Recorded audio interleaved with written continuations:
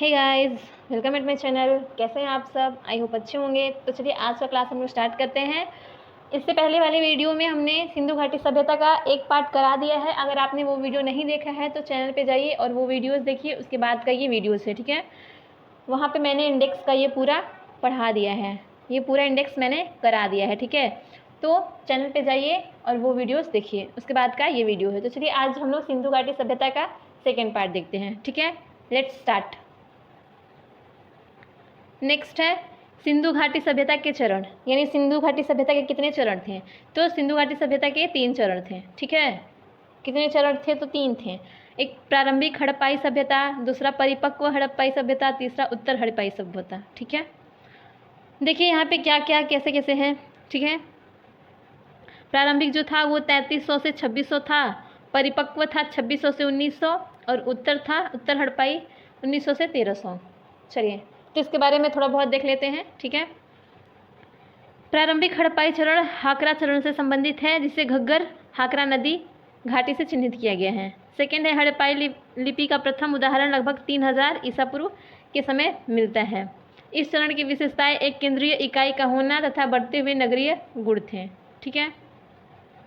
अब देखिए, अब मोस्ट इम्पोर्टेंट आ रहा है कि ये है कि व्यापार क्षेत्र विकसित हो चुका था, ठीक है। इस टाइम में क्या हो चुका था? व्यापार क्षेत्र, यानी व्यापार करना शुरू हो गया था, ठीक है। और खेती के साक्ष्य भी मिले थे, यानी खेती भी जो हो रहा था उसका भी साक्ष्य उस टाइम में मिला, ठीक है।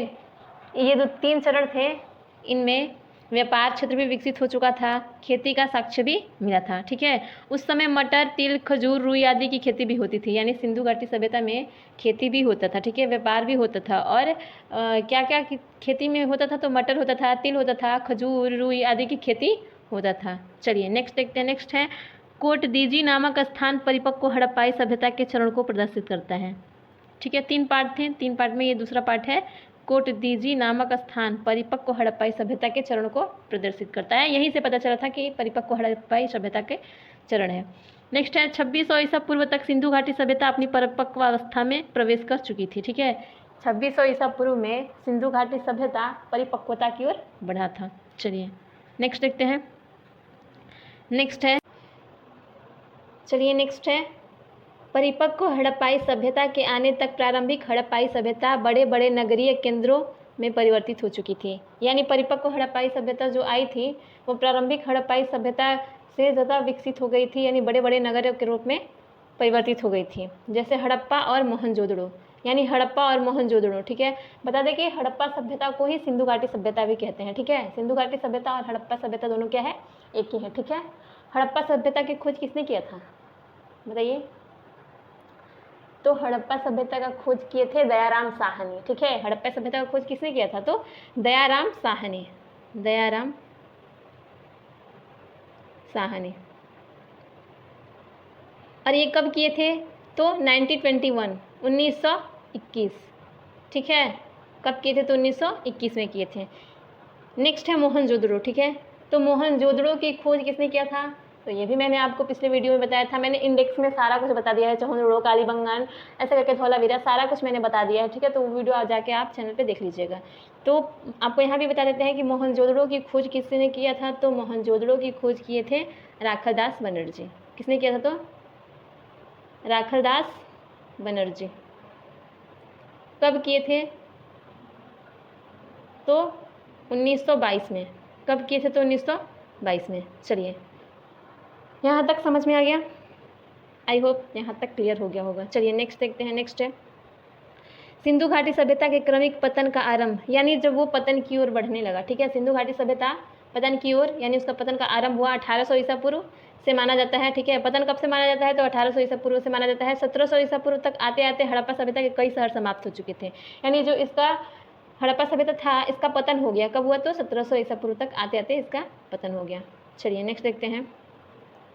परंतु प्राचीन सिंधु घाटी सभ्यता के बाद की संस्कृतियों में भी इसके तत्व देखे जाते हैं, यानी अभी भी सिंधु घाटी सभ्यता की संस्कृतियों के तत्व देखे जा सकते हैं। चलिए नेक्स्ट है कुछ पुरातात्विक आंकड़ों के अनुसार उत्तर हड़प्पा काल का अंतिम समय 1000 ईसा पूर्व से 900 ईसा पूर्व तक बताया गया है।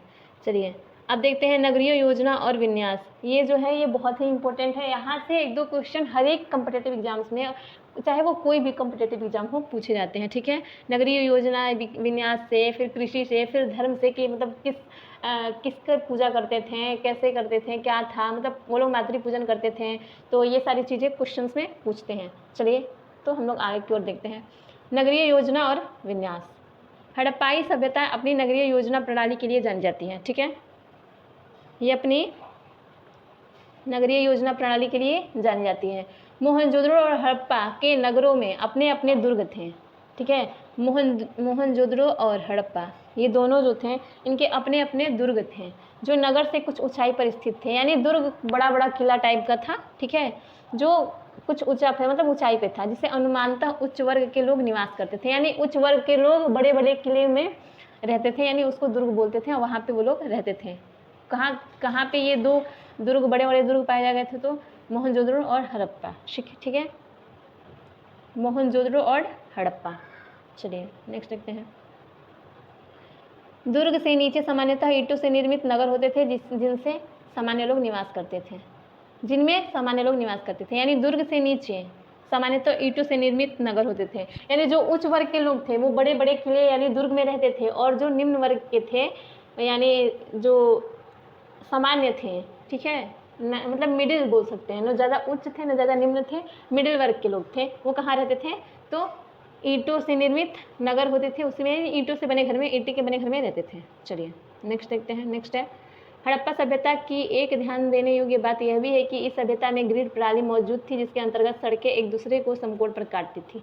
यानी इसमें ग्रिड प्रणाली का उपयोग किया गया था, यानी जिसको हम चौराहा बोल सकते हैं, यानी एक सड़क दूसरे सड़क को समकोण पर काटती थी। ठीक है, चलिए नेक्स्ट है अन्न भंडारों का निर्माण हड़प्पा सभ्यता के नगरों की प्रमुख विशेषता थी। यानी किस सभ्यता में नगरों की प्रमुख विशेषता थी, यानी किस नगर की प्रमुख विशेषता थी? अन्न भंडार में, तो हड़प्पा सभ्यता में। ठीक है, थी हड़प्पा सभ्यता में क्या थी? तो अन्न भंडार था। चलिए नेक्स्ट देखते हैं।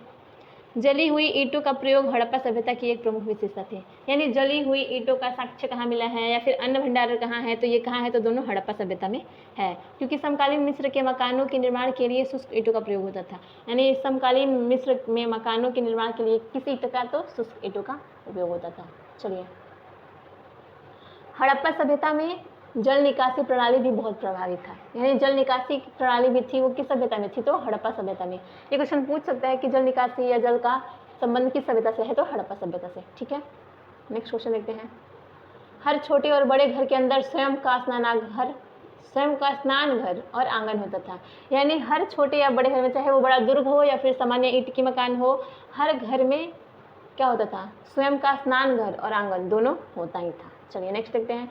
कालीबंगा के बहुत से घरों में कुएं नहीं पाए जाते थे। यानी कालीबंगा के बहुत से घर थे जहाँ पे कुएं नहीं पाए जाते थे। ठीक है, कुछ स्थानों जैसे लोथल और धौलावीरा में संपूर्ण विन्यास मजबूत और नगर दीवारों द्वारा भागों में विभाजित थे।